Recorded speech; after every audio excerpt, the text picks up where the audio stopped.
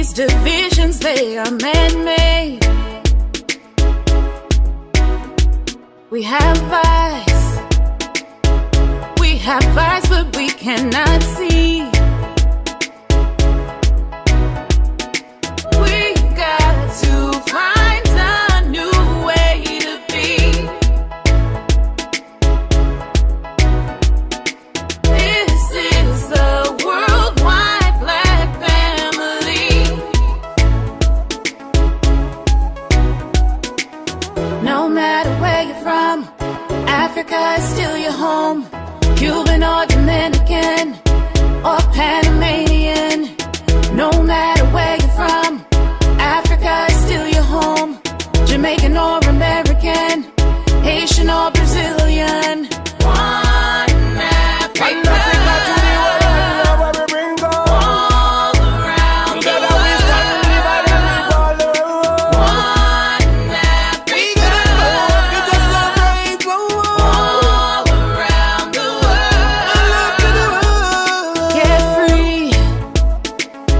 The time has come for us to get free. It's time we break the chains of slavery. We got to find a new way to be. This is a worldwide black family. No matter where you're from, Africa is still your home. Mexican, Colombian, or Boricano. No matter where you're from, Africa is still your home. Belizean or Peruvian, or Honduran.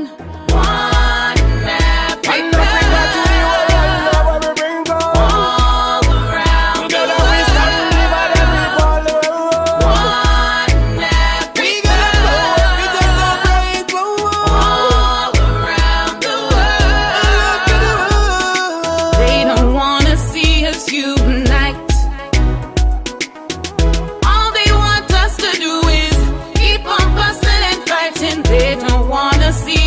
Together. All they want us to do is keep on killing one another all around the world. One Africa, all around the world. One Africa, all around the world.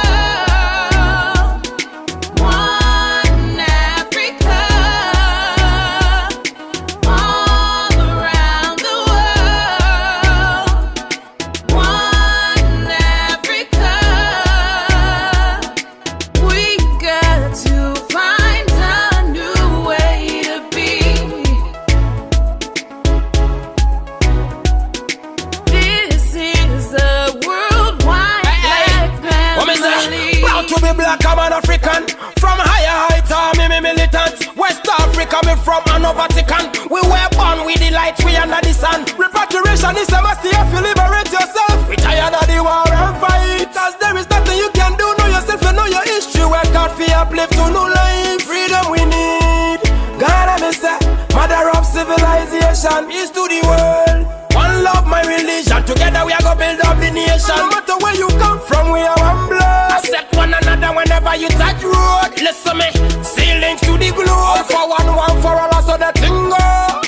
We got to find a new way to be.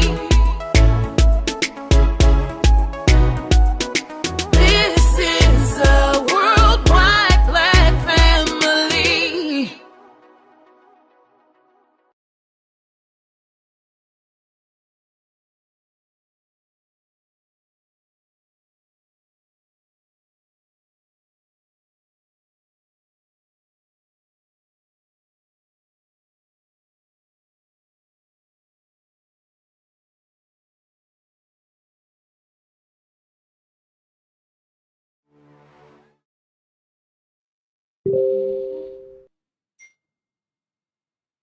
Okay, sorry about that. Hello, greetings everybody. I was just making sure I forgot to pick the right camera before I got on. But hello, welcome. Thank you so much for joining us 1 hour later than our usual time here on Weekly Pan-African News. We thank you so much for your flexibility today. I had 3 back-to-back meetings at my slaves this morning that would have led directly into the 12 o'clock show, and y'all, I would not have been present for you to have this important conversation. And so I was like, can we please push it back an hour? The team was like, yes. So we're doing this at 1 p.m. Mountain Time. So we do plan to return to the 12 p.m. Mountain Time, but we also are in discussions about moving the show to one that is a time that is not in the middle of the workday, because y'all, it's hard. It's hard to do it. These people actually expect me to work. It's raggedy. So yeah, stay tuned for that. But for now, thank you for joining us at 1 p.m. Mountain Time for Weekly Pan-African News. My name is Onya Sanwu. I am an organizer with the All African People's Revolutionary Party and the All African Women's Revolutionary Union here in New Mexico. We are a revolutionary, pan-African, socialist, mass political party based in Africa, founded in Africa over 50 years ago by one Kwame Nkrumah, the first democratically elected president of Ghana, after Ghana gained its independence from British colonialism.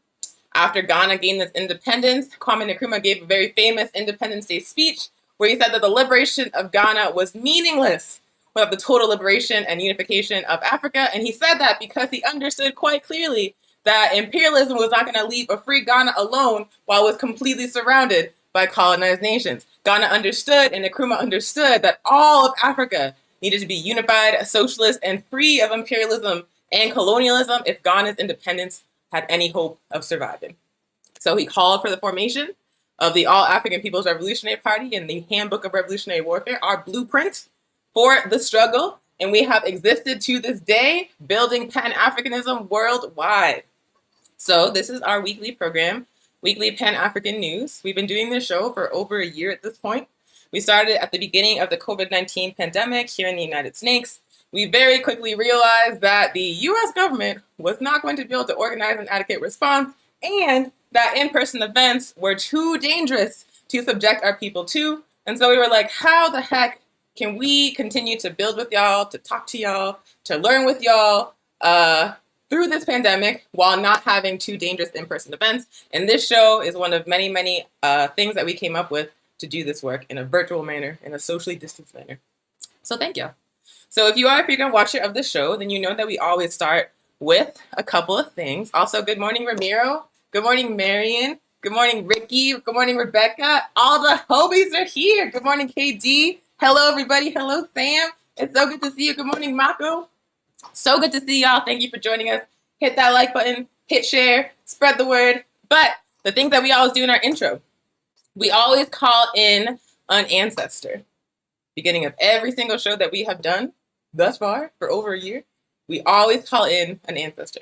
And the reason why we do that is because we understand, as African people resisting colonization, resisting capitalism, resisting imperialism, fighting to liberate ourselves, that we are part of a continuum of struggle that began hundreds of years ago, that began the very first moment the very first European colonizers set foot on the shores of our motherland with the intent to loot and exploit and steal. We have been fighting back continuously. We fought back in Africa. We fought back aboard the ships. We fought back when we were brought to this raggedy-ass hemisphere. It's not raggedy. The hemisphere itself is not raggedy. Colonization is raggedy. What colonization has done to this land is raggedy. The hemisphere itself is fine, and when the indigenous people get it back, it'll be great.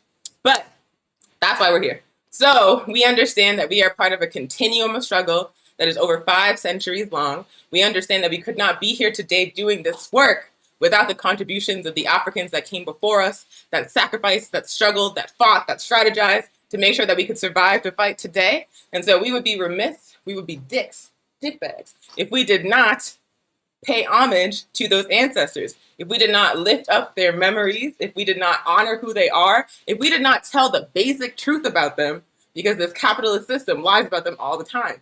So we always want to honor our ancestors every single week on the show to remember where we came from and to understand where we're going. So the ancestor we want to call in today is none other than Samor Machel. Samor Machel was born September 29th, 1933, so his birthday was actually yesterday. And he was a member of and a leader within Frelimo. which was a revolutionary African organization, a socialist organization that led an anti-colonial armed struggle against Portuguese colonialism in Mozambique that was ultimately successful. Samora Machel was a leading figure within that organization that led the masses of people in Mozambique to that anti-colonial victory. He died under mysterious circumstances in a plane crash on October 19th, 1986. That plane crash is widely believed to have been a deliberate assassination of Samora Machel. But I want to do something a little bit different for the Ancestor Call-In today. I want to read his words. So he was a prolific speech maker. He has many speeches that are out there. We've actually studied a few of them in New Mexico chapter work study. One in particular that we have been learning from together is called Sowing, the Seeds of Revolution. It's a speech given by Samora Machel. You can actually find it at that Marxist.org website. I wish I had gotten the link and saved it, but I didn't open it. I don't want to be playing on my computer while I'm talking to you. So this quote that I'm about to read is an excerpt from that speech, Sowing the Seeds of Revolution. And in that speech, he's talking about why Frelimo took the time to organize the masses of people, the masses of African people in Mozambique, to produce their own food, to produce their own clothing, to produce their own supplies they needed for day-to-day life. Why it was so important for Frelimo to engage in that work alongside the work of engaging in armed struggle. So this is a quote, again, from Samora Machel, from the Sowing the Seeds of Revolution. So he says, "Through work, we are also becoming more united, cementing our unity. If I am Naija and cultivate the land alongside Ngoni, I sweat with him, wrest life from the soil with him, learn with him, appreciating his efforts, and I feel united with him. If I am from the center and I'm with a comrade from the north, discussing with him how to use a plot of land, how and what to plant, we plan together, fight with difficulties together, and share the joy of picking an ear of maize which has been grown through our joint effort. I and that comrade are united, our liking for each other increases. If I am from the north and learn how to make a kitchen garden with a comrade from the south, how to water the fleshy red tomatoes, or if I am from the center and learn for the first time how to grow cassava with a comrade from the north, I am becoming more united with those comrades, tangibly living the unity of our country, the unity of our working class. With him, I am destroying tribal, religious, and linguistic prejudices, all that is secondary and divides us. Unity grows with the growing plant, with the sweat and intelligence we both mingle with the soil." So that again was a quote from Sowing the Seeds of Revolution, a speech by Samora Machel, a revolutionary leader within Frelimo, the organization that helped liberate Mozambique from Portuguese colonialism. Let me actually pull up that link. Hold on, let me see how fast I can find it. Because y'all should read the speech. We read it together at the garden a couple of weeks ago. We read it out loud in a circle with the folks that came to help us at the garden, and then we talked about it. And we had the most beautiful conversations. So please check out this speech. Please read it on your own. Please learn more about Frelimo and Samora Machel, because there's so many lessons in the revolutionary anti-colonial struggles that liberated Africa that we can use in our work to this day. I did not get a new webcam. I got better lighting. It's a constant work in progress. Also, it's very cloudy and not sunny here anymore. It dropped 20 degrees overnight and it's raining. So I think there's less background light too. That's probably why I look better. But thank you for noticing. Anywho, I dropped that link in the chat. Please check it out, share it, read it, talk about it. It's so good. It's so good. So the other thing that we always do at the beginning of every show is we want to do a land acknowledgement. We understand that there is a lot of gosh darn stolen land on this planet. European colonizers and imperialists stole land all over the world. They stole land in Africa. They are still stealing land in Africa. And they stole land across the entire Western Hemisphere. I'm speaking to y'all from stolen land. The city of Albuquerque was built on land that belongs to the T1 Nation. The T1 Nation is in fact still here. Some of them are our homies. So of course they are fighting for that land back, and we stand in solidarity with their struggle to get their land back. Just as they stand in solidarity with our struggle to get our land back in Africa. And just as we all must rise in solidarity, not stand, because not everybody can stand, just as we all must rise in solidarity with the struggles of our siblings in Palestine to get their land back, stolen land is this all over the world, and stolen land must be returned all over the world. When we do a land acknowledgement, in the All-African People's Revolutionary Party, it's not just to say it, it's like a promise. We are saying we are taking the land back from Africa to Palestine to Turtle Island. It's all going back. Get ready, not a metaphor. So that's the intro, who we are, what this is, the ancestor, and the land acknowledgement. So the other thing that we always do on every single show, the meat of the show, the heart of the show, is that we want to do a political education discussion. A political education discussion where we do a deep dive into a different topic from a revolutionary Pan-African perspective every single week. And this week, we want to continue to build upon what we've been talking about in the show and also in the last film series when it comes to Haiti. We want to talk about why imperialism loves a coup. Why it is that countries that are setting out to redistribute wealth or nationalize resources or in some other way resist imperialism and colonization somehow quite often happen to find themselves in the midst of a coup. Why does that keep happening? So like I said, we've been talking about the U.S. government-backed coups that deposed the democratically elected leader of the Lavalas Party, Jean-Bertrand Aristide. He was elected president of Haiti 2 times. He was deposed in U.S.-backed coups 2 times. Both times the people of Haiti chose him. Both times the U.S. was like, get out of here. So we have done a deep dive into the 91 coup during the show. And then we did a deep dive into the 2004 coup at the Pan-African film series that just happened. And now I want to talk about, from what we've learned on those 2 conversations, what major themes can we identify about how coups happen? What I want to do is share with y'all how I and how folks in the APRP have learned to analyze coups when they happen to African and Global South nations, and what lessons we can learn about how to analyze them going forward. So I'm going to share how I do it, and I also hope in the comments y'all will share how you do it, or build upon what I'm saying, and maybe when we finish this show, we'll have a framework for understanding what's happening when these things continue to unfold. Because one thing is for certain, imperialism, neocolonialism, they're going to continue pursuing this strategy of overthrowing anti-imperialist or nationalist governments. And we have to stop falling for it in the belly of the beast, which means we have to learn how to analyze and think critically when these things happen. So let's get into it together. So like I said, on the Pan-African film series and on weekly Pan-African news, stop talking about the HDness of the camera. On weekly Pan-African news, we've been talking about Haiti. Specifically, we've been talking about 2 U.S.-backed coups that overthrew Jean-Bertrand Aristide in 1991 and in 2004. In both instances where Aristide was pushed out by U.S.-backed forces, you can see some similarities in how it unfolded that I also want to connect to y'all to coups that have happened in the past as well, such as the U.S.-backed coup that deposed our ancestor Kwame Nkrumah, such as the U.S.-backed coup that deposed Muammar Gaddafi and also murdered him, and also the attempted coups against anti-imperialist nations like Cuba and Venezuela.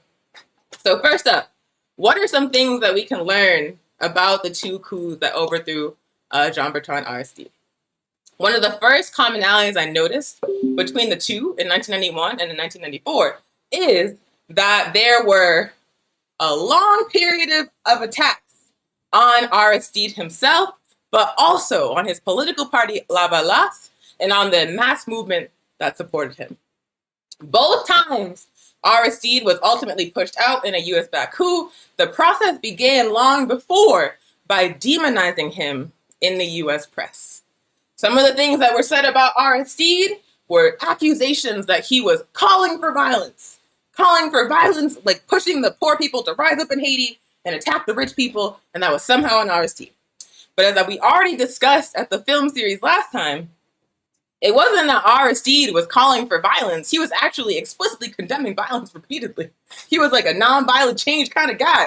He was like, let's figure out how to raise the minimum wage through the existing structure. He wasn't calling for violence. What was actually happening was that the masses of people in Haiti, those Africans, were so exploited for so long, and they knew exactly who was doing it. There is a great level of class consciousness in Haiti, and there's also a great level of consciousness about the impact of imperialism on their day-to-day lives. And so when the masses of poor Africans in Haiti were like, we are going for those rich people's asses, they were acting on their own, y'all. They were acting on their own because they understood quite clearly who had screwed them over. It wasn't Aristide provoking them to violence. It was their response to decades of exploitation by their ruling class. They know who's doing it. They're going for those people. That's not on him. That's on y'all for exploiting them.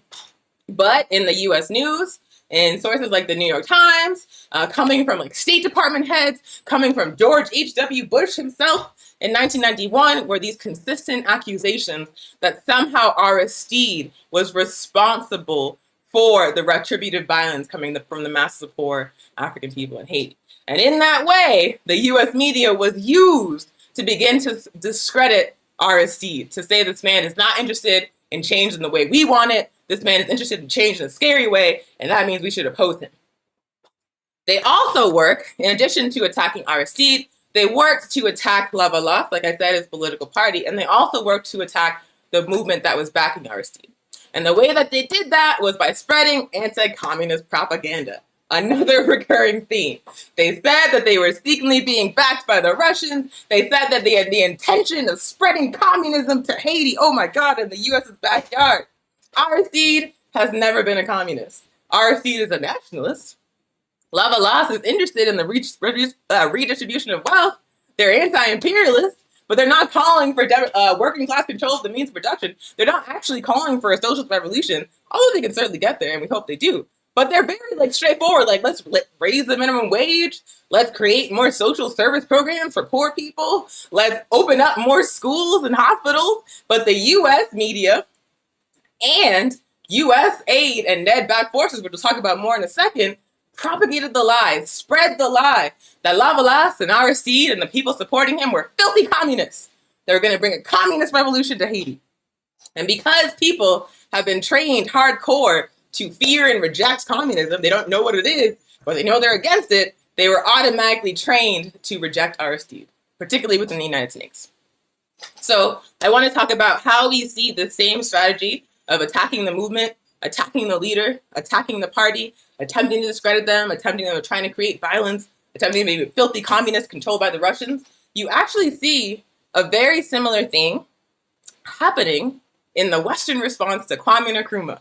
When Kwame Nkrumah was president of Ghana, and he immediately began advancing a nationalist, and in that case, definitely socialist agenda, and especially when he began building ties with other revolutionary anti-colonial movements across the African continent, the U.S. and the Western world in general were like, oh, shit, no thank you. And so I have a subscription to the New York Times, which I resisted doing that for a long ass time. I would go to a New York Times article and try to read it, and you get the paywall, and I get mad, and I was like, I'm never going to pay you to lie to me.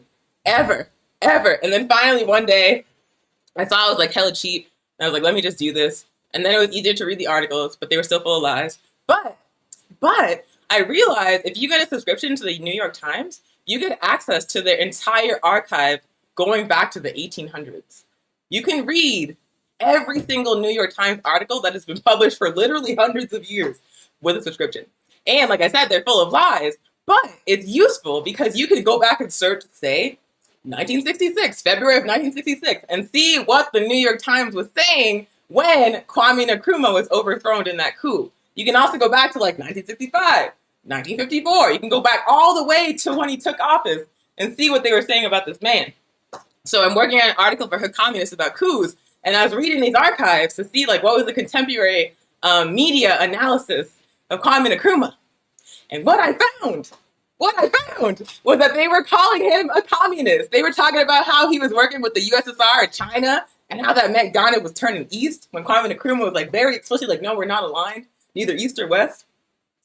They were saying that he was locking up political dissidents. Does that sound familiar? Because they said the same thing about Cuba this summer.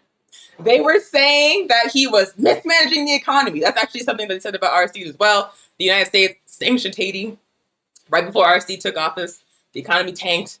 Aristide tried to pass all these people's programs and raise the minimum wage, and that was even more expensive. And the US was like, see, You can't even manage the economy. Never talking about the sanctions. They did precisely the same thing to Nkrumah, not with sanctions, but they fixed the price of cocoa, which was at the time one of Ghana's main exports. They lowered the price on a global scale so that Ghana could not make enough money off of it. And they denied Kwame Nkrumah and the nation of Ghana aid at strategic times in order to further increase their debt and tank their economy.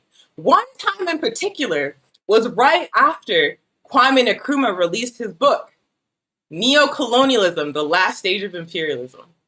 When that book came out, the New York Times actually reviewed it, and they were like, these are paranoid delusions. They were pissed. And then the US government, the State Department, and the CIA also read it, and there's a State Department review of neocolonialism that you can actually Google and find. I think it's the State Department. It's one of those US like spook agencies. But they read it, and they like wrote a memo about it, and they were like, the fuck is this? So then, excuse my language. So then, after that book comes out, Kwame Nkrumah requests food aid. The United States denies the aid with no explanation. And then separately, they go and talk to him and they're like, what the hell is up with this book? The US was pissed about that book because inside of it, Nkrumah lays out in detail how the US uses aid, how they use military training and military agreements, how they use corporate finance to control the destiny of nations which are on paper independent, but which in practice are still subordinate to these imperialist countries. Nkrumah laid it all out in that book, and they knew it. And they were like, this cannot be allowed. Like, we have to punish him for this. Like, you cannot be calling us out. Absolutely not. So they denied the aid. And then they turned around and said Nkrumah caused that with mismanagement. That's what they be doing. They'll sanction you. They'll cut you off from loans.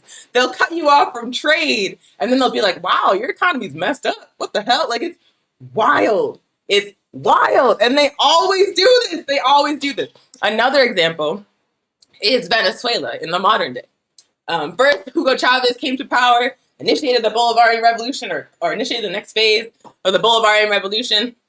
Then he died. Maduro came to power, was democratically elected. PSUV is still in power. But the United States is extremely hostile to the project of the Bolivarian Revolution. They are consistently attacking it. They have been sanctioning Venezuela for over a decade. That has caused tens of thousands of deaths in Venezuela. It's caused Venezuelan people to flee their homes in search of better opportunities. And in the entire time, the U.S. is attacking first Chavez, then Maduro as dictators. Familiar, yes. Discredit the leader, attack the leader. They have sanctioned PSUV leaders, attack the party, attack the movement, and they have used U.S. media to demonize the Bolivarian project, to say that they need U.S.-style capitalism, this nationalism, this socialist revolution is somehow bad. These leaders are oppressing their own people, and they leave out entirely the fact that they have been sanctioning this nation's economy for over a decade. They leave it out completely. They act like the sanctions themselves are incidental. But like I already said, and you can look this up, and please do, sanctions on Venezuela, U.S. economic sanctions on Venezuela have caused tens of thousands of deaths, and thousands of people to flee the nation in search of better opportunities. So again, they attack the economy, they attack the leader, they try to undermine and discredit the movement, and then they turn around and say, look at all these problems, clearly they need us to help. Clearly this person's messing up. This is how they do. Another thing that we've already actually kind of covered, but I want to touch on specifically. So they attack the leader, they attack the party, they attack the movement. And at the same time as they're doing this, they're also directly attacking the economy. Like I said, in Haiti's case, they applied sanctions just before Aristide took office. They kept those sanctions in place. And as Haiti's economy tanked, they also pressured the IMF to not give Haiti loans under Aristide. So as Haiti's economy tanked, they then pointed the finger at Aristide and pretended that the sanctions were somehow incidental to what was happening in Haiti's economy. They do that often. We just saw it under Trump. There's already the U.S. blockade on Cuba that is 60 years old. But under Trump, as soon as the COVID-19 pandemic hit, the Trump administration decided to apply a policy of maximum pressure in which the U.S. blockade on Cuba would be escalated, in which during a time when they desperately needed access to medical supplies, not just for their own population, but also to support medical solidarity missions around the world, the U.S. decided to cut off their access to even more exports, make it even more difficult for Cubans to send money to their families from outside of Cuba, made it even more difficult for Cuba to get cash money that they needed to buy medical supplies. The U.S. applied a policy of maximum pressure to escalate the U.S. blockade on Cuba at the height of the COVID-19 pandemic, because they knew that because Cuba had to shut down and could no longer open up its borders to tourism, and that tourism was the primary industry driving Cuba's economy, that would lead to mass suffering upon the Cuban people.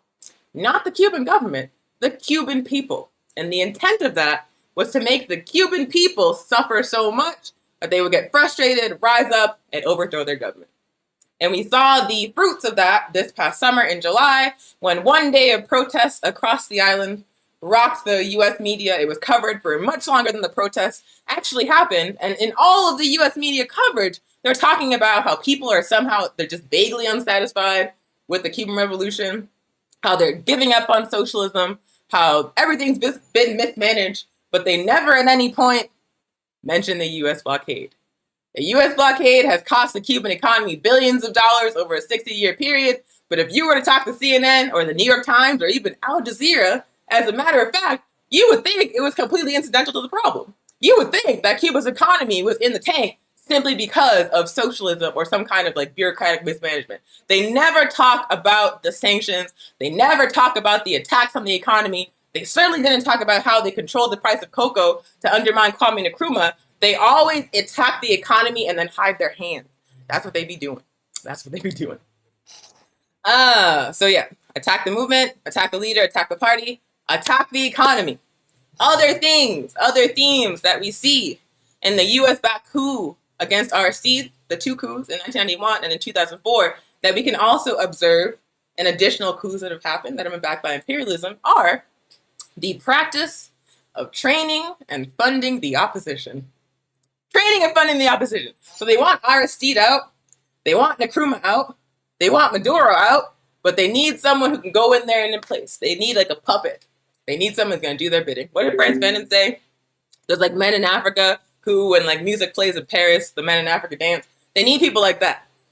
So what they do is they train and they fund the opposition to the leaders and the parties that they want out of power.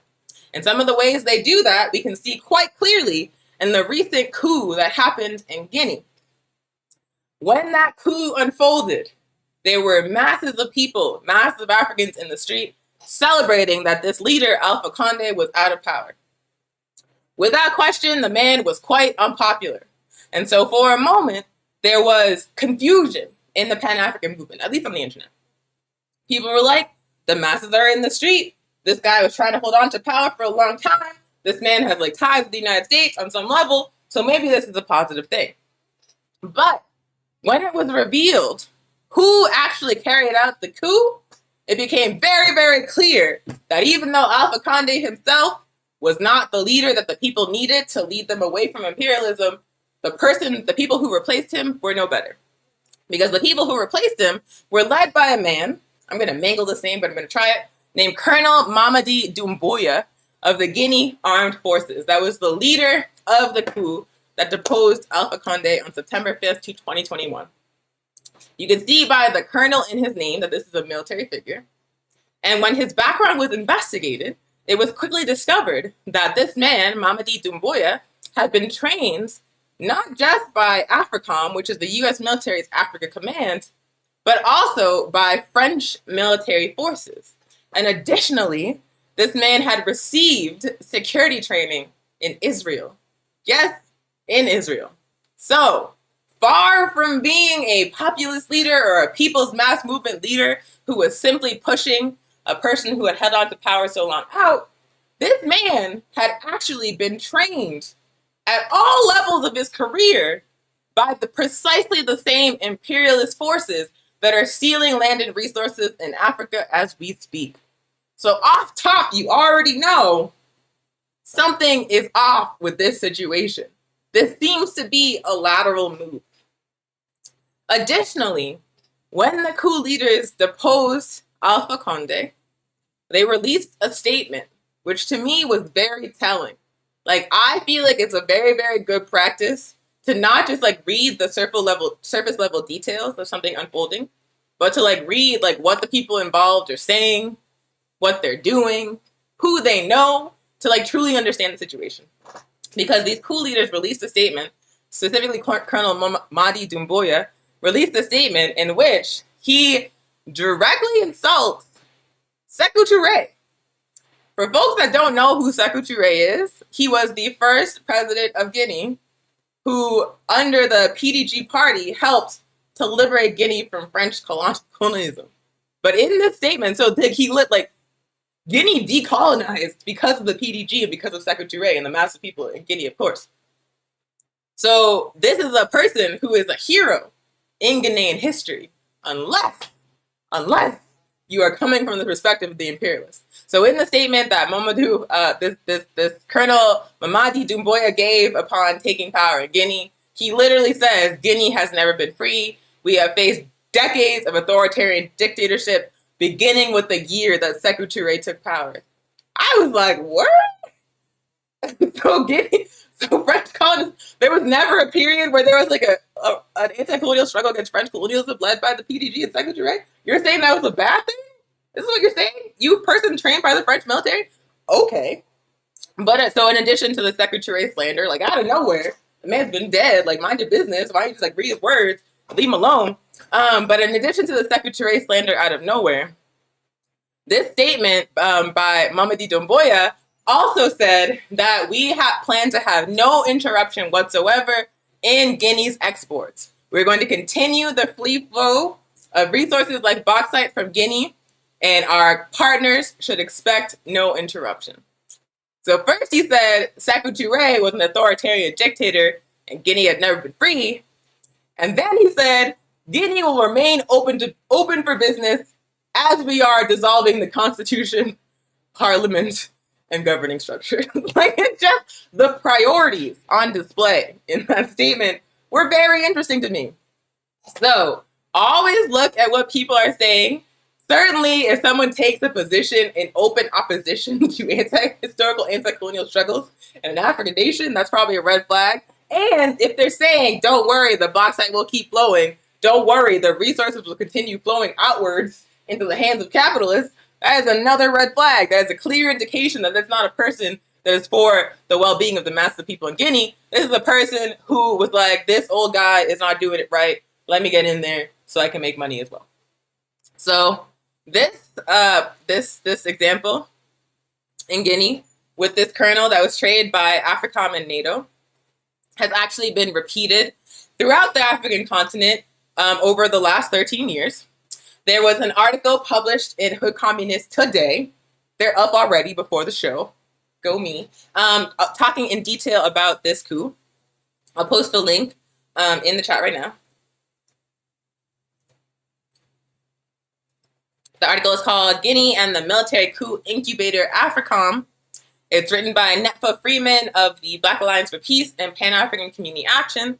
And in the very first paragraph of this article that I encourage you to check out, Netfa points out that this coup that happened in Guinea in the beginning of September is the fourth coup in West Africa in just over a year, and the seventh coup that Africa has seen over the last 13 years that AFRICOM has been on the continent. What a coincidence! And if you study in detail each of these coups, and I encourage you to do so, you will find in case after case after case that this background that Mamadi Doumbouya has of being trained by NATO and AFRICOM, he shares with the majority of the remaining coup leaders. These military coups that keep unfolding in Africa can quite frequently be traced back to AFRICOM and NATO. AFRICOM is the U.S. military's Africa Command. NATO is a coalition of European military forces. So the old imperialist colonizers of the African continent are now training African military to do their bidding on the continent. If a leader is not allowing the resources to flow out freely enough, like Alpha Condé was holding up some bauxite deal with like a Israeli mine owner, they had to get his ass out of there. So if the leader, even if they're not anti-imperialist, even if they're not socialist, if they're not completely opening up these countries for exploitation, the US and Europe and these imperialist forces are just like, all right, well, we got another one right here. We've been training them with AFRICOM. We've been training them with NATO. We've been training them in the School of the Americas. And we can just get you up out of there. So that is something to look for. Investigate the background and the politics of the people carrying out the coup. Do not just observe masses of people in the street and say, oh, this must be a good thing. That's not enough on its own. It's not enough on its own. When Kwame Nkrumah was overthrown in a US-backed coup, a CIA-backed coup, before that happened, the US had spent thousands of dollars funding civil society organizations and opposition parties in Ghana and spreading anti-Nkrumah propaganda and spreading anti-communist propaganda and saying that Nkrumah was working for the Russians. So that by the time the US pushed him out, he was traveling to Vietnam, to Hanoi, to negotiate a ceasefire between the US and the Vietnamese. And they overthrew his government while he was away, like raggedy bitches. Excuse my language. When by the time Nkrumah was pushed out, there was already mass negative sentiment about him that had been deliberately spread by imperialists, by the US and by Britain. So if you were to go to Ghana on February 22nd, 1966, you would see people in the streets, some people in the streets celebrating that Nkrumah was out. You would also see some other people in the Convention People's Party being massacred by pro-coup forces. So if you see massive people in the streets celebrating, it's not enough on its own to indicate whether or not the coup is reactionary or positive. It's just not. You have to investigate the politics of the people leading the coup. You have to investigate their relationships, investigate their backgrounds, like read what they're trying to do before you take a position. It's not enough to see people in the street. Please. I feel like people, I did an interview with Comrade Obi Egbuna, who's been on this show before talking about Cuba. But there was a part where he was talking about meeting Robert Mugabe, and Robert Mugabe gave a criticism that we are too adventurous in our analysis of Africa. And I feel like that criticism you can see reflected in how people within the US left respond to mobilizations. We just see masses of people in the street and we're like, oh, this is a great thing, rising up, the revolution is here. Because people really believe that the revolution will spontaneously spring from a mobilization. It's never going to happen. We believe that. So we'll see protests. We'll see them doing cool shit, like in Hong Kong, and we'll be like, yes, this must be positive, I support it, without doing any other kind of investigation. Like in Hong Kong, they were saying we support Donald Trump. They were saying we want to be recolonized. They were right-wing as fuck, but they were like bouncing tear gas off umbrellas and moving in cool formations, and so people in the United States were like, yes, the revolution's here. So yeah, it's not enough to see people in the street. Please investigate further. It's very, very essential to understand the actual politics of what is happening and who is involved. Please. But they don't just train the military to, they don't just train like military figures. They don't just use AFRICOM and NATO to train the opposition. They also use civil society organizations, opposition parties that are on the ground in the nations they are attempting to coup. And the way that this most frequently happens, the supporting of these opposition organizations and these civil society organizations, is through U.S. agencies known as USAID and the National Endowment for Democracy. What these organizations do is give funding to, like I said, opposition parties, to opposition candidates that are running against nationalist and socialist leaders, and also to disaffected segments of the population that they believe can be manipulated into opposing the government that they want to overthrow. So in Haiti, when it came to RSC, someone's like rubbing their motorcycle outside. Okay, let's go. Okay, so when it came to Haiti, when they were trying to get at Aristide, they funded organizations on the ground in Haiti who were backing an opposition candidate, a man named Marc Bazin, who was a former World Bank executive, if you want to make the puppetry very clear. So they funded organizations that were backing this guy at the same time as they were funding organizations that were countering Lavalas, that were attacking Lavalas. In places like Cuba, for example, we saw over the summer, right, actually not coincidentally, right before the protests popped off, we saw this song come out, Patria Vida, that was written by Afro-Cubans, Africans in Cuba, as a direct counter to the common Cuban Revolution slogan, Patria o Muerte. They were just a few Africans in Cuba that had received funding from NED-funded organizations to produce this kind of cultural work. We also, within I think in the past 10 years, have seen the Associated Press release an expose or a report where they said that the U.S. was funding deliberately hip-hop groups in Cuba to counter the revolution. And so you see in this way, they're not just focusing on training colonels and generals and military leaders, they're also focusing on funding and training students and academics and NGOs and nonprofit workers to organize opposition in civil society to attack the party or leader or government they're targeting. They do this quite frequently. In Venezuela, for a while there, the US and Europe, and actually they're still doing it, pretended that this random guy, Juan Guaido, who was just a member of parliament for a while until he suddenly declared he was president, was the real president of Venezuela. The masses of people in Venezuela chose Nicolas Maduro. They chose the PSUV in their National Assembly, but the US and Europe were no.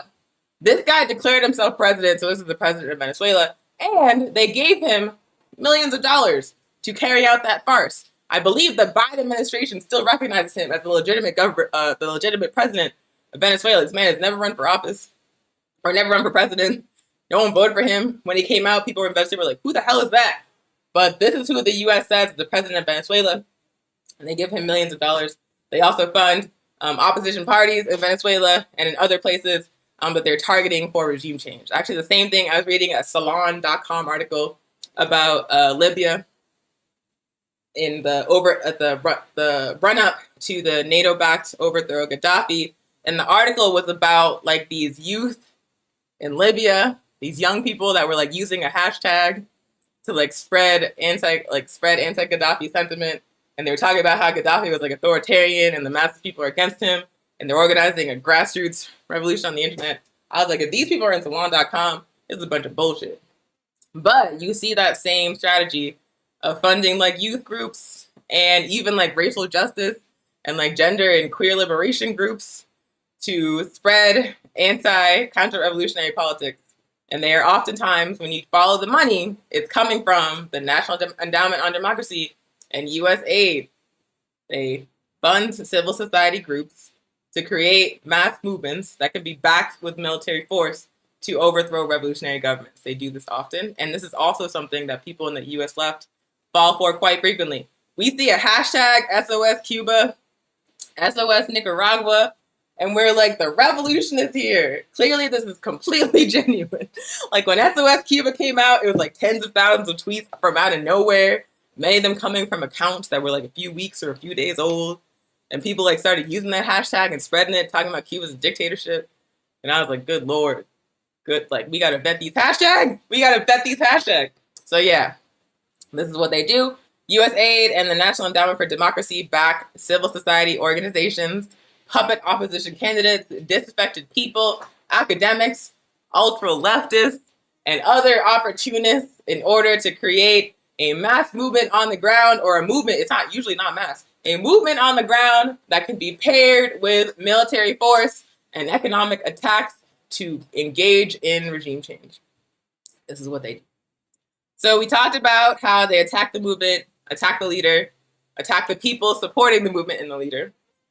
We talked about how at the same time they're doing this to discredit the movement and leaders of the party, they're also attacking the economy through sanctions, through blockades, through cutting off access to loans, all sorts of things. And at the same time, as they are doing that, they are training and funding the opposition, whether it's through AFRICOM and NATO, training military forces, training the next coup leader, or whether it's through the National Endowment for Democracy and USAID, funding so-called civil society groups and backing opposition parties and candidates. This is how they do. So those are the three major things I noticed in how these coups unfold. And I encourage you to look at some coups that have happened historically and in the recent past in Africa, in the Caribbean, and in Central and South America, and see what parallels you can find. See if you can identify these major themes. See if you can do it.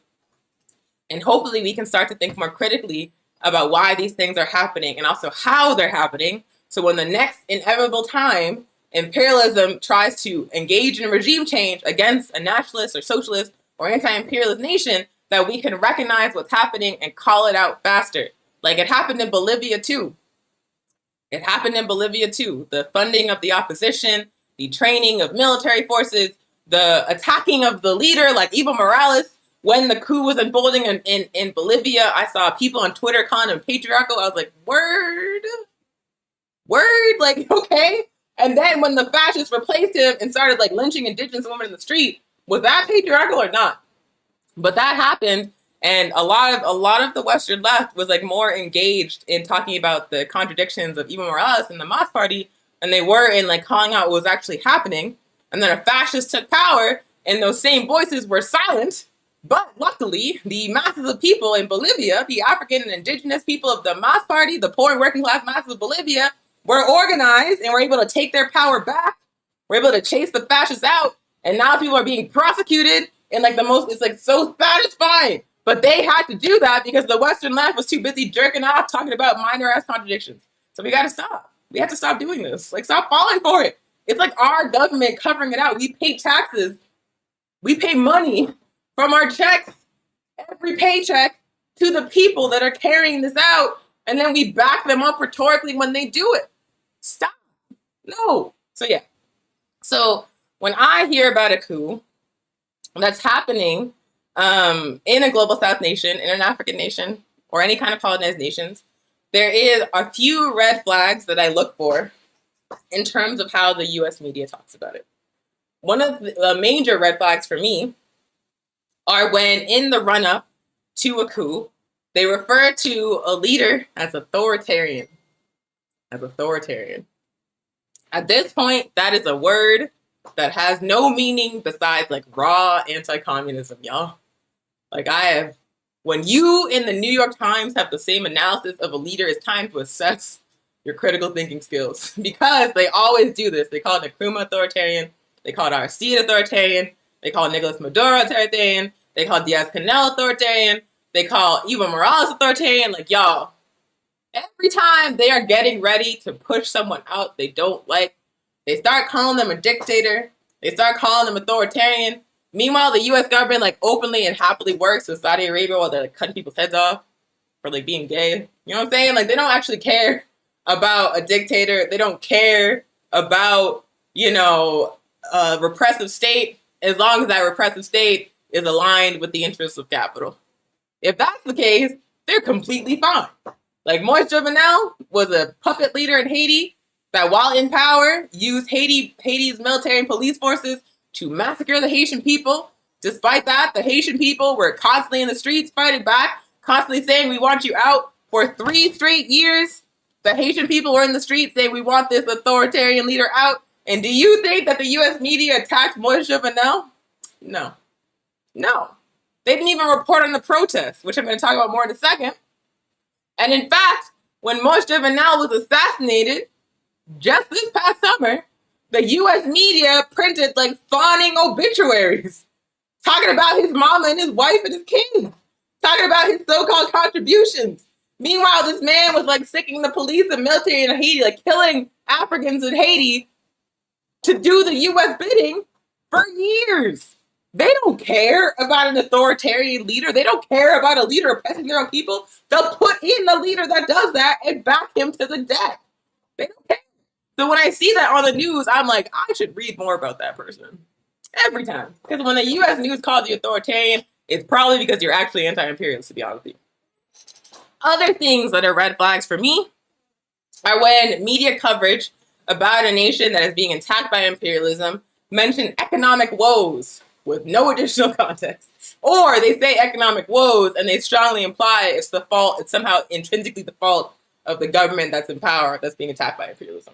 Like I said, when the protests erupted in Cuba for one day and the U.S. media covered these protests for weeks afterwards, all of the U.S. media coverage talked about economic woes in Cuba, economic crisis in Cuba, economic blah, blah, blah. But they never once mentioned the blockade. I cannot even tell you how many videos I watched, how many articles I read from mainstream media that said not a word about the U.S. blockade in Cuba. And major publications like in CNN and the New York Times, not a word.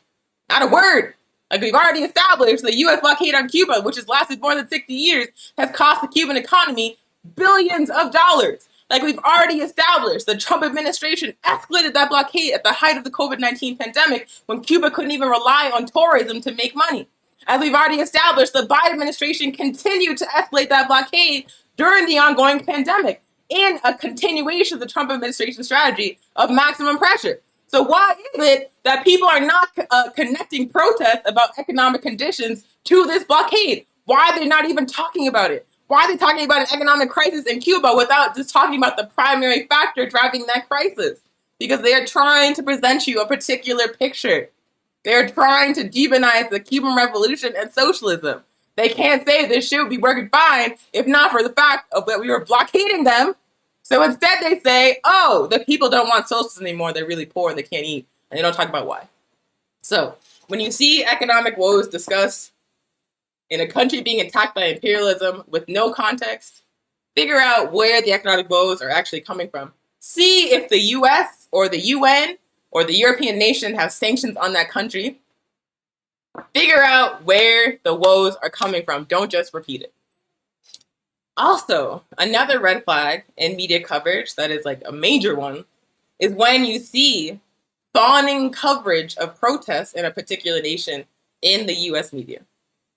And what I mean by that is like Hong Kong, for example, opposition protests in Venezuela, and the one day of protests in Cuba were heavily covered in the US media. But the 3 straight years of protests in Haiti against Moise Jovenel got virtually no coverage in the US media. And the reason for that is that in Venezuela, in Cuba, they want those governments out. They do not back them. But in Haiti, the government, the people were protesting, the US directly backs. They helped Moise Jovenel get in there, and they helped him stay in there against the direct wishes of the masses of Haitian people. So they are obviously not going to platform those protests because they want that guy in power. But when it comes to Maduro, when it comes to Diaz-Canel, when it comes to leaders that are pushing socialism and nationalization of resources and anti-imperialism, well, if a protest pops up against them, even if it's an astroturf as heck protest, they're going to plaster that all over the news to create in your mind a thought that these people actually want these leaders out. This is why they do it. Pay attention. If you see the US media talking about a protest positively, you should, in a third world country, in a global south nation, or frankly, even in the United States, because sometimes they put like pro-police, pro-reform protests on there, talking about this is the right way to protest. So if you see them being positive about a protest, about an uprising, find out the actual politics of that uprising, please. What else?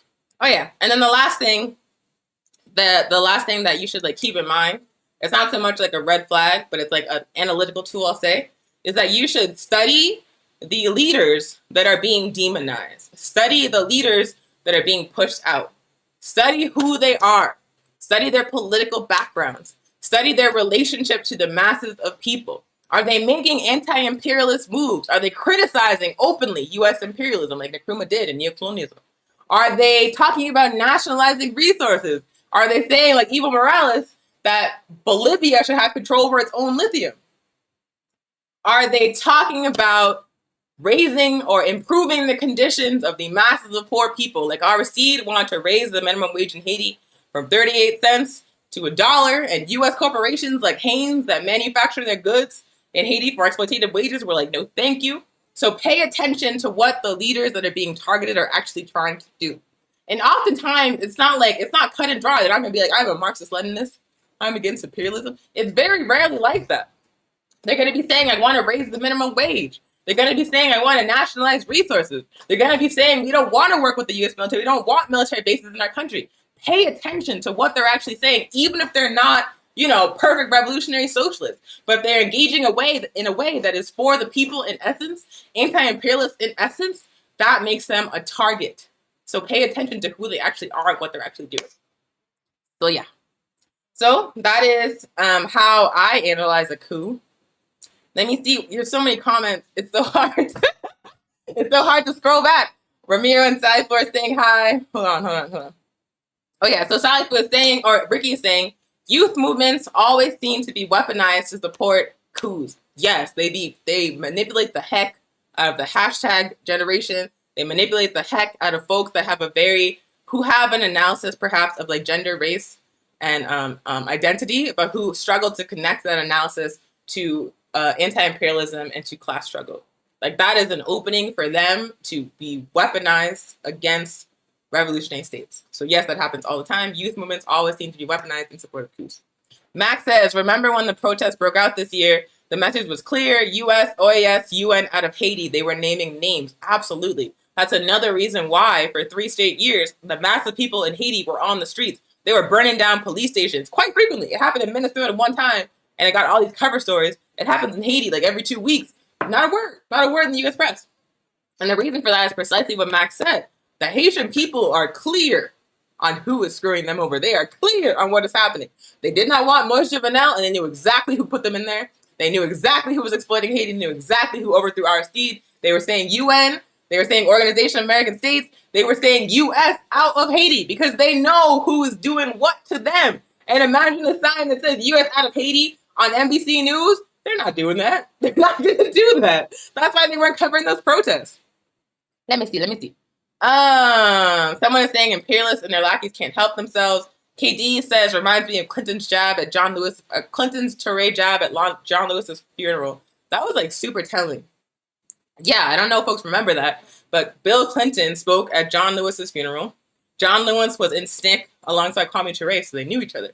And so Bill Clinton, in his speech, his eulogy for John Lewis, directly attacks Kwame Touré. He says, at least like John Lewis did not choose like this scary path. John Lewis chose the path that we wanted. I'm paraphrasing, but that's basically what he was saying.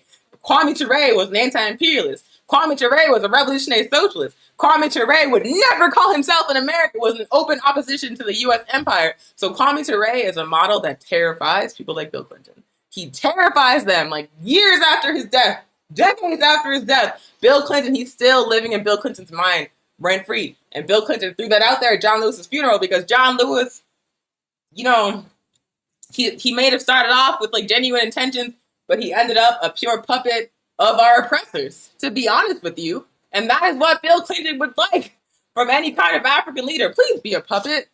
Please, or stage a sit-in in a Capitol building to expand the terror watch list, a catered sit-in. Please just unite behind our foreign policy agenda and our domestic policy agenda. Please do it. And then at the same time, we can say you're a civil rights leader and people should listen to you extra because of who you are. But yeah, demonize that civil rights leader. So yes, I appreciate you bringing that up.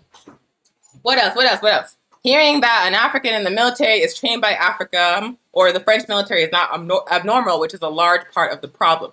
Yes, I highly recommend that people read the book that we talked about today, Kwame Nkrumah's Neocolonialism, The Last Stage of Imperialism, because in that book, he talks in detail about why Africa cannot accept military agreements or military training with imperialist powers. How precisely he predicts, like decades beforehand, how precisely they were going to use that to undermine free African nations.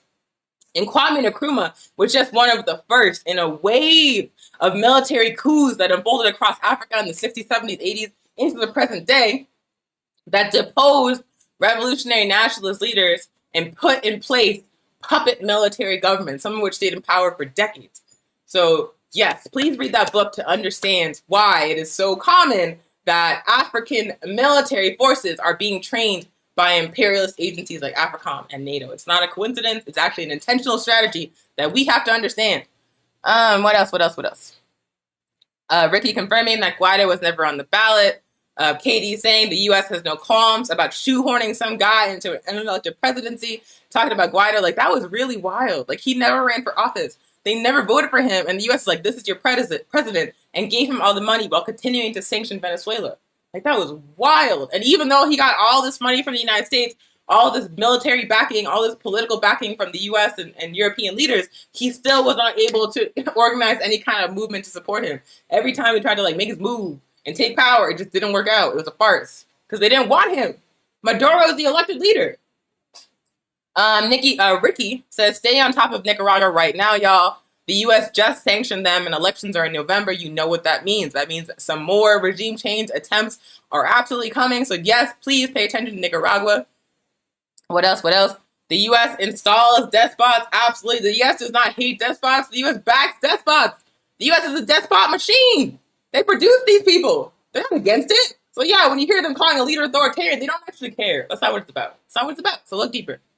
Cool. On the weaponizing of the youth, when you had mass unemployment with demographics that are 60 to 70 teenage and 20s, this is an easy recipe. Absolutely. The unemployed youth can be bought and armed. Yes, that is what happened in Cuba. They weren't necessarily armed, but they were backed. In some cases, it was the first steady paycheck that these folks had gotten a long time because of the lack of economic opportunities that exist for some people in Cuba because of the U.S. blockade. So they took advantage of the people who were locked out. Thanks to their actions, they gave them money and they set them loose. That's what they be doing. They create this problem and then they weaponize it. So yes, thank you for pointing that out. And then Volvo says people need to study the communes in Venezuela more. They are a good model for self-governance and self-determination. I agree. George Chicarello, I don't know how to say that name, but that guy, George Chicarello Maher, has a really good book about it called Building the Commune that I've read, which I recommend, especially if you're like an anarchist that has like some cold so-called principled criticism of Venezuela. If you have been perhaps weaponized against the Venezuelan revolution, that book is mostly about libertarian socialists building these projects. And so you can see that far from what the U.S. claimed, that alternative political movements are not allowed in Venezuela, they're actually thriving. They're actually thriving and working hand in hand with the Bolivarian revolution instead of against it. So read that book, Building the Commune. Anywho, so that was the PE, how to analyze a coup. I hope that was useful. And also, please check out Hood Communist Today, because we have articles about AFRICOM, and we have an article specifically discussing the coup in Guinea, where you can learn more about how these things unfold, specifically the connection to AFRICOM and NATO.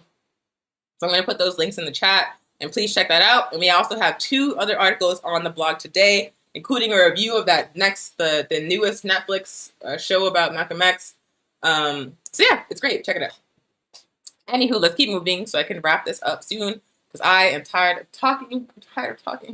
So what's going on here in New Mexico? Here in New Mexico, we are continuing with our Pan-African Community Garden project. We are getting ready for the fall. The seasons are changing. It dropped 20 degrees overnight today. The high is 60. It's 60. It's going to be raining all day. So fall is here. Fall is here, and so it's time to prepare our garden for the changing seasons. We're going to be out there this coming Sunday, harvesting some of the summer plants that are reaching the end of their lives, making space for some new fall plants, some greens and some brassicas. So please join us this Sunday at 4 p.m. at the garden. For the political education, we're going to be doing our de-escalation training. If you've been to the garden before, you have definitely been through it. Or if you've helped us do safety at an event around town, you've probably been through it. So we're going to be doing it again. I'm going to be training Monica how to do it.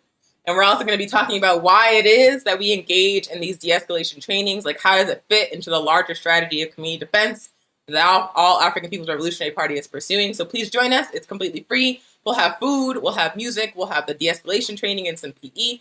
4 p.m. on Sunday at the Pan-African Community Garden, which is the corner of Avenida Cesar Chavez and Arno here in Tiwa Territory. Also, our elder care program continues. We make weekly deliveries of food and medical supplies, PPE, and political education to African elders here in Tiwa Territory. We've been doing that every single Saturday for the entire pandemic. We're going to continue to do that because the pandemic is not over. So if you know an elder here in Tiwa that would appreciate that service, you can text us at 505-295-0008, 505-295-0008. And we'll get you on our list of deliveries and start bringing you something every weekend. Also, the next Pan-African film series is Saturday, October 9th at 2 p.m.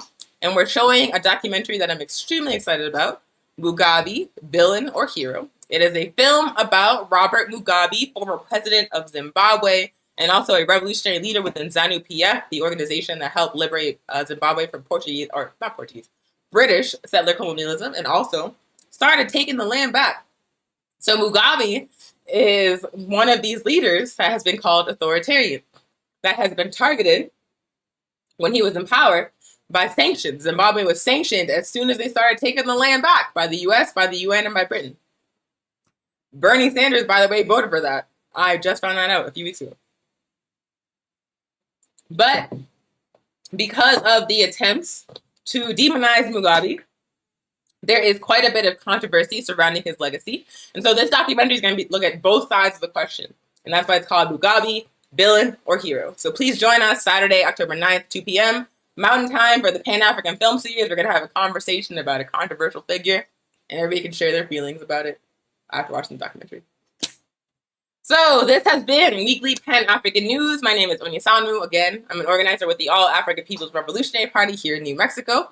We do this show every single Thursday at 12 p.m. Mountain Time, which means we're going to be back next week with another topic to discuss deep. It is Thursday, which means there are new articles on the Hood Communist blog. Please check them out at hoodcommunist.org. Please read them. Please share them. Please discuss them. If they make you feel strong feelings of disagreement and you're an African person, why not write a rebuttal to them? But either way, please read and share Hood Communist content at hoodcommunist.org. And lastly, if you have listened to this show, if you have enjoyed this program, if you are a frequent watcher but you are not active in an organization fighting for justice, then comrade, we beg you, please, we exhort you to join an organization that is fighting for the liberation of your people. Join an organization that is fighting against imperialism and capitalism. Join an organization that's organizing tenants or workers or sex workers or anything. But join an organization that is trying to change the conditions that we are living in today, because these conditions are intolerable. And when you join that organization, you should make sure that they have a clear structure, that you understand that there is some aspect of political education that you are expected to actively participate in alongside everybody else in the organization. Make sure that you are allowed to share your ideas for how things should go, for how things should be. Make sure that you are allowed to dissent. And it doesn't matter who you are disagreeing with, you should be allowed to do that. It could be the founder of the organization itself. And if you disagree, that should be okay. It should be okay. And also make sure that you are allowed to develop into a leader into your own right. It should not be a situation where you're constantly following one person and everybody else is subordinate forever. No, we're not going to have a revolution with one single leader. We have to build a movement where we are filled with many thousands, millions of leaders, which means investing in everybody's individual political development and our collective political development. Like I said all the time, we are a mass party. We are not a vanguard party. We are about developing millions of revolutionaries all around the world. And we think that's how organizations function. At the very least, make sure that you can step into leadership if you want to, that you're not always falling behind someone else. So yeah, thank you for joining us. Thank you for tuning in to Weekly Pan-African News. We hope you have a great rest of your day. So please stay tuned for some slides and some tunes, and we'll see you next week. Hey, Atom, reloaded. Atom, reloaded. Tune, ha, Yawakrum, Yawakrum, Rastafu, Rastafu, Yawakrum, Harafu, Harafu, Yawakrum, fresh boys, fresh girls, fresh boys, fresh girls, Yawakrum, where am I? I'm Shafe, I'm Kwajalami, Yawakrum, Rastafu, Rastafu, Yawakrum, Harafu, Harafu, Yawakrum, fresh boys, fresh girls, fresh boys, fresh girls, Yawakrum, where am I? I'm Shafe, I'm Kwajalami, Yawakrum, As what I said, the young Shimbo, the Jimmy, Magunko, the Lions Den, Tata Boom, don't try me, Tribo, Harof, where you feel in some mampo, the Shesha, the Dibbo, money the back, the cash, I got them before, no be property, depend near intimate sympathy, Manon Pisha, Pasho, Nanatati, Alomo, Casapaco, and the dry daddy, Yawakrum, Bisakubabu, and the Taju, the Tudo, Untimate, Yamuku, the Discapudo, send up to Su, the blessing now, I let you. Rastafu, Rastafu, Harafu, fresh boys, fresh girls, fresh boys, fresh girls, where am I? I'm Shafe, I'm Kwajalami, Rastafu, Rastafu, Harafu, fresh boys, fresh girls, fresh boys, fresh girls, where am I? I'm Shafe, I'm Kwajalami. Young times of feminine. the mante. Friday night, a boy and a chick. Now chick forget to was it. And if I not saw just mama son tonight, you room. I was so come magazine. Yeah, born to a yo salamujin. And now join your table, bitch, feeling free. Last time pensa, one roll nicodine. And you dope. When you see car, you the joke. Guess if I broke, cause coffee, you broke. Work hard on the low. Anything for the dough, like check it dough. Come at twice, wording, I'm wording. I'm only too strong to me, I'm wording. And then me will get that's what I'm saying. You can ask about me way back, I don't sing. You will groom. Rasta fuwa wo groom. Rasta fuwa wo groom. Hard fuwa wo groom. Hard fuwa wo groom. Fresh boys, fresh girls. Fresh boys, fresh girls. Where you mommy? I'm Traffic, I'm Kwajalami. Rasta fuwa wo groom. Rasta fuwa wo groom. Hard fuwa wo groom. Hard fuwa wo groom. Fresh boys, fresh girls. Fresh boys, fresh girls. Where you mommy? I'm Traffic, I'm Kwajalami. Roma yende. Ya broke keke. So ready asa. So do fun sa man pusase. Today be today. Obi ajini pay. Sister Aisha, young shisha, no cocaine. Oh, new generation. Money belongs to the youth. Some build mansions, others they drink pepper soup. What be the action? You for look sharp, don't be thief. Millions and thousands. Let's be one and just forget the beef.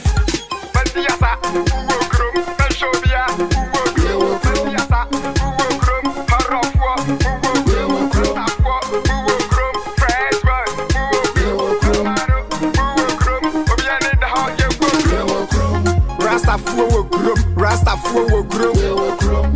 Hard fuwa groom, hard fuwa groom. Fresh boys, fresh girls, fresh boys, fresh girls. Where you mommy? I'm Traffic, I'm Kwajalami. Rasta fuwa groom, Rasta fuwa groom.